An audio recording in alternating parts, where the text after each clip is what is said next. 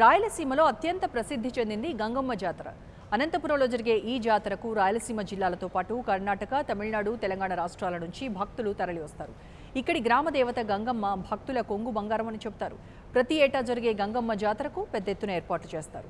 కడప జిల్లా లక్కిరెడ్డిపల్లి మండలం అనంతపురంలో గంగమ్మ జాతర అత్యంత వైభవంగా జరిగింది. 4 రాష్ట్రాల నుంచి లక్షలాదిగా తరలివచ్చిన భక్తులతో జాతర కళకళలాడింది. గొల్లపల్లి నుంచి అమ్మవారు ఊరేగింపుగా కురునూతల గంగమ్మ ఆలయానికి చేరుకున్నారు. సంతానం లేనివారు, ఆరోగ్యం కుంటుబడిన వారు పెద్ద ఎత్తున అమ్మవారి ఆలయం ఎదుట మొక్కులు మొక్కుకున్నారు.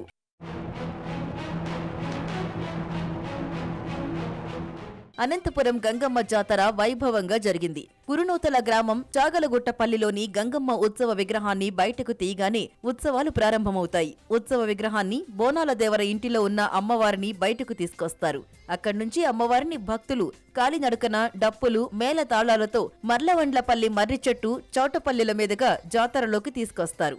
దీని తర్వాత మహిళలు సిద్ధల అన్నం అనే ప్రసాదాన్ని ఇస్తారు. ఇక్కడి అమ్మవారి వరాన పుట్టే బిడ్డలకు పేర్లు గంగరాజు, గంగమ్మ అనే పేర్లు పెడతారు.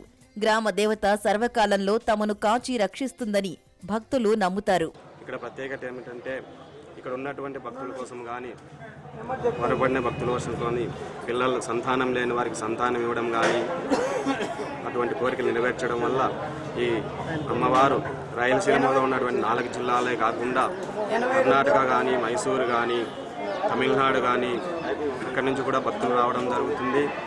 కానుకలు, ముడుపులు సమర్పించుకోవడం జరుగుతుంది. ఇక్కడ ఉన్నటువంటి అమ్మవారి జాతర శివరాత్రి అయిపోయిన తర్వాత మరుసటి రోజు జాతర స్టార్ట్ అవుతుంది.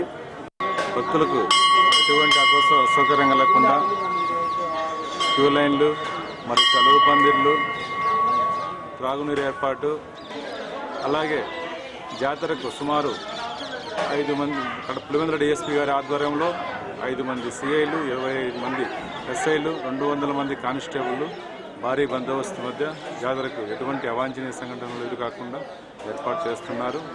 శ్రీ అనంతపురం గంగమ్మ జాతరకు లక్షలాది మంది భక్తులు చేర్చుంటారు.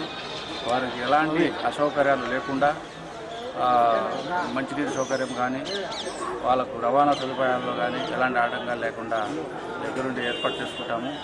అలాగే ఇక్కడ ఎలాంటి అవాంఛనీయ సంఘటనలు జరగకుండా మా గ్రామ పెద్దల సహకారంతో ఇక్కడ అన్నీ కూడా చర్యలు తీసుకొని మా గంగమ్మ జాతరను కొంచెం వైభవంగా జరిపి సకల సంతోషాలతో వైభవంతో జరిపేట్టుగా ఏర్పాటు చేసుకుంటారు. ఏటా జరిగే గంగమ్మ జాతరకు రాయలసీమలో ఉండే భక్తులు కాక మిగతా జిల్లాల నుంచి అధిక సంఖ్యలో వస్తారు.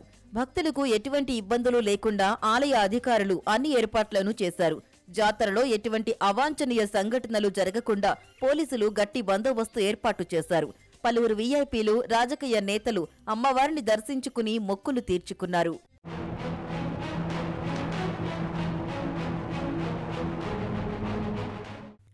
For more updates, please subscribe 99 TV Telugu.